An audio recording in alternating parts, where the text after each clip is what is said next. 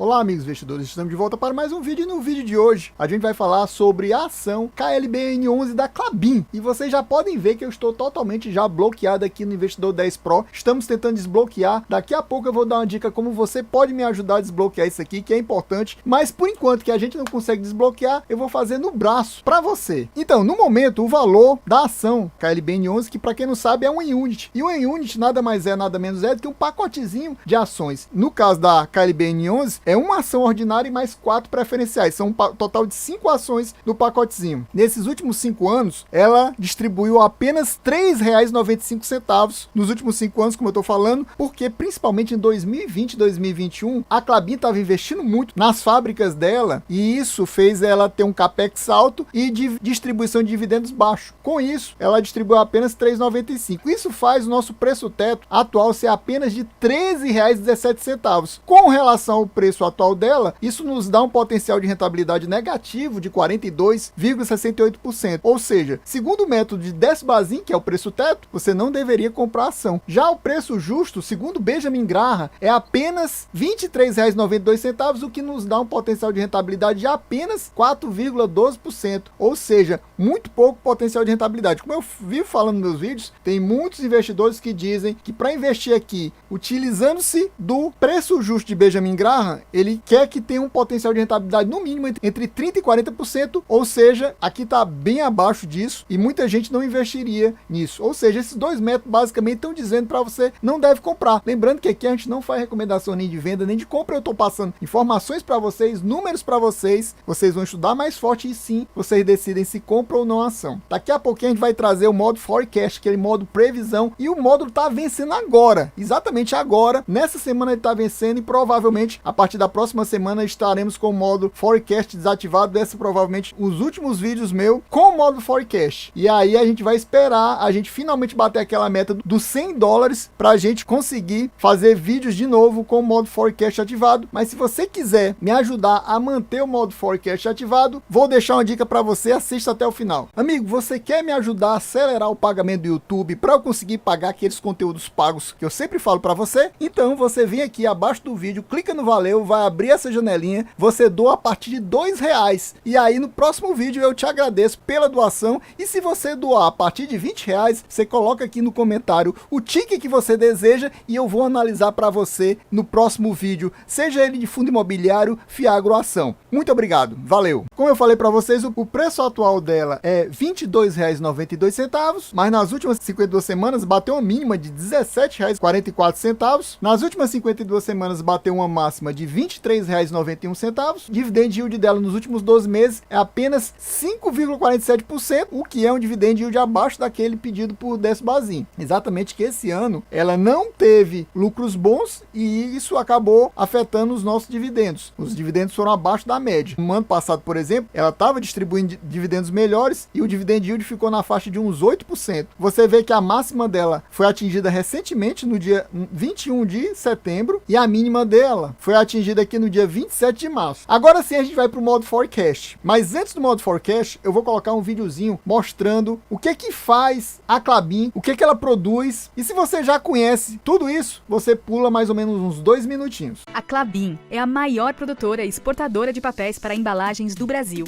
Líder na produção de cartões, embalagens de papelão ondulado e sacos industriais. E ainda oferece soluções em celulose. Hoje, a Klabin conta com mais de 25 mil colaboradores e possui 23 unidades, sendo 22 no Brasil e uma na Argentina. A empresa está organizada em 4 unidades de negócios: florestal, celulose, papéis e embalagens. Tudo começa nas florestas de pinos e eucalipto. A produtividade florestal da Klabin supera a média global. E o manejo florestal em mosaico preserva a biodiversidade, além de ser referência mundial. 100% da madeira utilizada no processo produtivo é submetida a padrões internacionais de verificação e certificação. Tanto cuidado tem um motivo. É das árvores que vem a celulose, matéria-prima dos nossos produtos. A Klabin possui uma das mais modernas fábricas de celulose do mundo, a Unidade Puma, que produz celulose de fibra curta a partir do eucalipto, celulose de fibra longa a partir de pinos e celulose fluff, também derivada da fibra longa. Nas fábricas de papéis, a Klabin tem a produção de celulose integrada, com capacidade produtiva anual de 3,1 milhões de toneladas de papéis, incluindo papel cartão, papel craft e papéis reciclados. Nas fábricas de embalagens, os papéis se transformam em chapas de papelão ondulado e em sacos industriais, conhecidos como Sackcraft.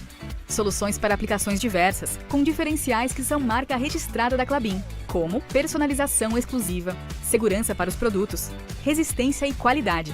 Tudo isso permite a Klabin crescer ainda mais. Um exemplo é o projeto Puma 2, o maior investimento da história da empresa, responsável pela instalação de 2 inovadoras máquinas de papel com capacidade produtiva de 910 mil toneladas por ano. A primeira delas, a máquina de papel 27, está em operação desde 2021 e produz o Eucaliner, o primeiro craftliner do mundo feito 100% de fibras de eucalipto. A segunda, a máquina de papel 28, passou a operar em junho de 2023 e consolida a Klabin como uma das maiores produtoras de papel cartão do mundo. Para saber mais, acesse www.klabin.com.br e acompanhe a Klabin nas redes sociais.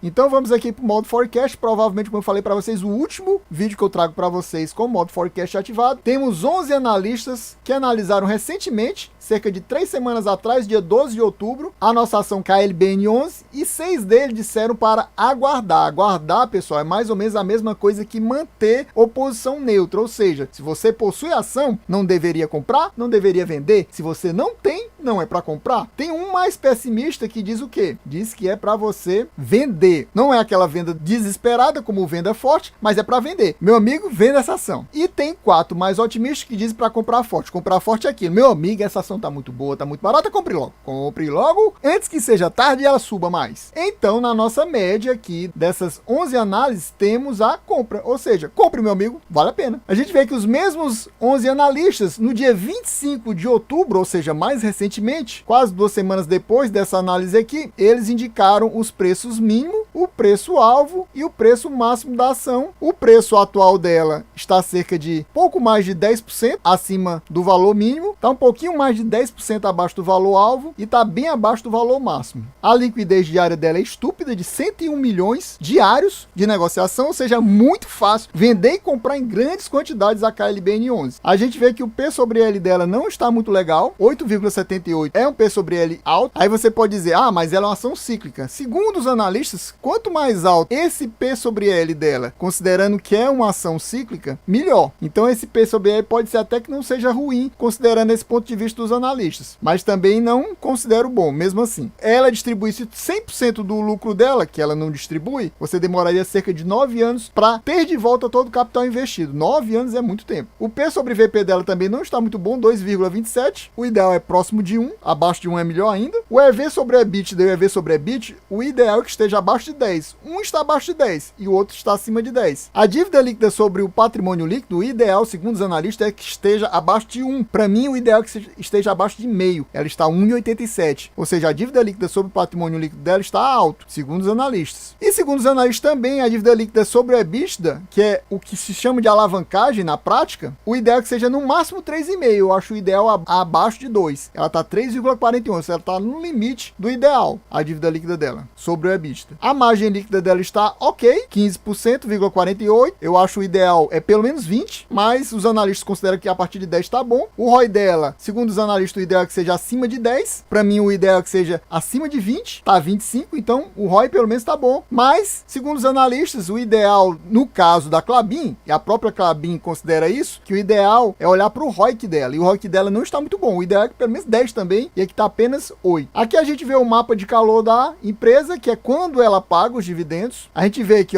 2021 e 2022, como eu falei, foi ruim, mas de 2014 a 2019 foi bom. Melhorou ainda de 2016 até 2019, quando ela começou a pagar trimestralmente. Agora ela voltou a pagar trimestralmente, mas infelizmente nesse ano, como eu falei, teve o lucro baixo, e o lucro é a base da distribuição de dividendos. Então, estamos com o dividend yield baixo esse ano. Agora a gente vai mostrar como é que foi o resultado desse terceiro trimestre para vocês. E eu queria saber de vocês, me digam aqui nos comentários, você possui Klabin 11 na sua carteira? Você está pensando em colocar Klabin 11? Ou você possui outra empresa nesse segmento aqui? Por exemplo, a Suzano, a Irani na sua carteira? Me diga aqui nos comentários. Então, partindo aqui para os comentários sobre o relatório gerencial da empresa relativo ao terceiro trimestre de 2023. Os destaques principais são esses aqui. EBITDA ajustado deu 1 1 bilhão,35, o que representou um aumento de apenas 1% em relação ao segundo trimestre desse ano, mas, em compensação, uma redução em torno de 41% em relação ao terceiro trimestre do ano passado, ou seja, teve uma queda bem grande no EBITDA, consequentemente nos lucros da empresa. Aqui ele dá um destaque grande para o volume vendido de celulose, que foi o segundo maior volume desde o startup da fábrica Puma 1, e destaca-se, no caso, o volume recorde de vendas do Fluff, que para quem viu o vídeo sabe o que é o Fluff, né? Ele falou lá no vídeo que eu mostrei para vocês, o vídeo institucional sobre a empresa. Em termos de CAPEX, a empresa teve um investimento de 1 bilhão,10, é um investimento grande, que foi 35% inferior ao do terceiro trimestre do ano passado. Ou seja, no ano passado ela investiu mais, ela recebeu mais, ela teve um EBITDA melhor, mas em compensação ela teve mais investimentos. Considerando o acumulado de 2023, ela já investiu 3,3 praticamente bilhões de reais, um valor investido muito alto, né? Ela está investindo muito atualmente ainda, o que foi 22% abaixo do que considerando os 3 primeiros trimestres de 2022, ou seja, em 2022 ela estava investindo mais. Teve mais lucro, teve mais receita, mas também teve mais gasto com o CAPEX. Em relação aos proventos, meus amigos, ela distribuiu 1,5 bilhão nos últimos 12 meses. Isso representou um dividend yield de 6,7, diferente daquele dividend yield que a gente falou, mas é porque aqui ela está considerando até o finalzinho do mês de setembro. Então tá pegando parte do ano passado. E agora a gente já está em novembro, já está excluindo pelo menos outubro todo e metade do mês de novembro praticamente. Aqui a gente vê a DRE da empresa. Aqui ele compara terceiro trimestre de 2023 com o segundo trimestre de 2023 e também com o terceiro trimestre de 2022. E aqui ele mostra os delta, né, a variação desses trimestres aqui específicos. Vamos focar aqui só na parte de receita, EBITDA e lucro e endividamento, basicamente nisso. Aqui, somando tudo, a gente vê que a receita do terceiro trimestre em relação ao segundo trimestre, ela cresceu 3%, ou seja, muito pouco, né? Mas em relação ao terceiro trimestre de 2022, a receita do terceiro trimestre de 2023 caiu 20%, ou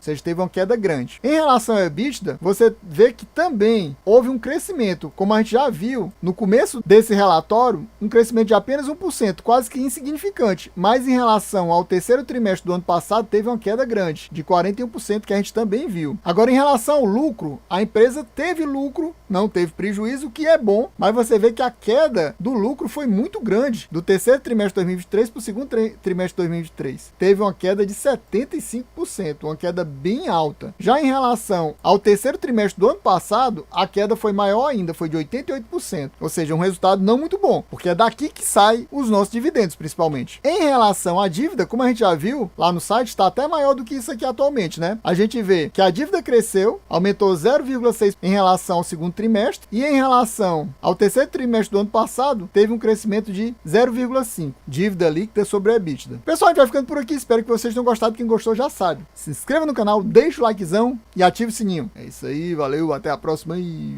fui!